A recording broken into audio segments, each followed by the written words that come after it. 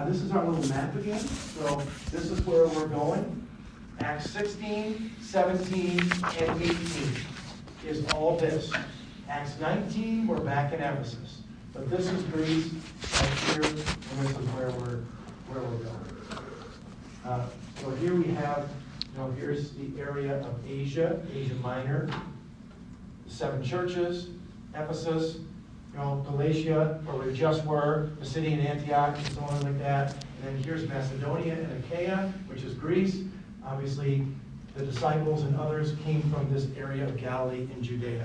This sort of very corner of the world.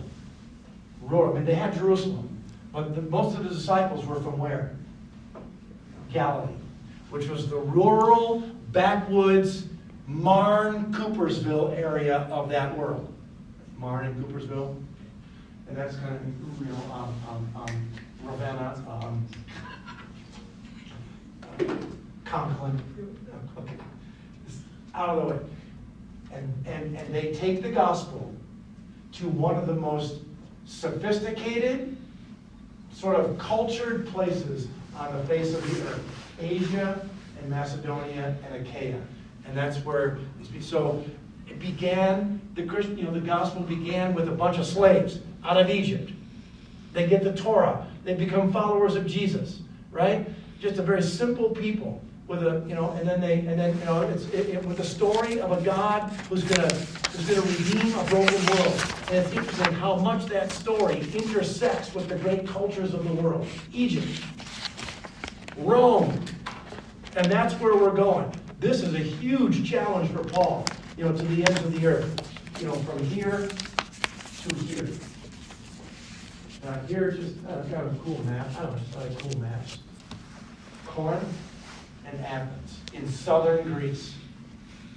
At the time, in the 1st century, which one's the biggest city? Corinth. One of the 5 largest cities in the world. Corinth is huge. Modern, on this isthmus. Athens is over here. These are about 50 miles or so, 40 or 50 miles apart. Athens is over here, the historic city of philosophers and of the golden age of Greece and Athens, which was before Christ. 400 BC, 300 BC, 200 BC is the golden era of Greece and Athens. What is there something? The 2 at the top. Oh yeah, Thessalonica and Philippi in Macedonia. So Paul, on this second journey, is going to land in Philippi first. And he's going to go to Thessalonica, Berea, Athens, Corinth. He's going to make his way from north to south. So that's kind of the way that's going to began very provincially, right, with the tabernacle in the desert, remember, in the Old Testament? And if you go to Israel today, I mean, there are remains, there are ruins, there's reconstructed stuff, there's the massive temple that Herod the Great built, but nothing like the Greek and Roman world. Oh my goodness.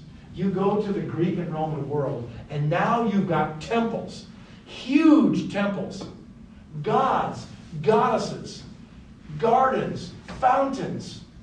I mean, and if you go to Greece and Turkey today, which was Asia Minor, Turkey, Greece, Macedonia, Achaia, if you go to those places today, the reconstruction is impressive with the columns and the architecture and the capitals on the columns and the temples.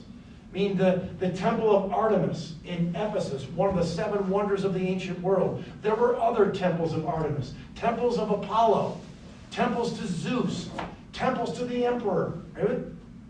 And this is the world that Paul's going in with the gospel. Are you with me? All right. What's that? Parthenon in the city of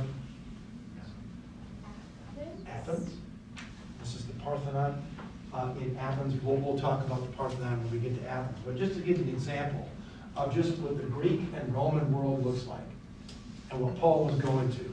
All these temples, all these gods and goddesses. Greece, we're going to biblical Greece, but of course Greece is in the continent of Europe. So obviously, again, it wasn't called Europe in the 1st century AD, but this is a huge watershed moment in the history of the church. that Paul would bring the gospel west to Greece, Europe, and the westward movement of Christianity. This is a huge watershed moment, and I'm going to show you how it happened. So here's my little cartoon map again, and now we're on the second missionary journey in this area of the world. Mostly Greece is where we're at. So from 51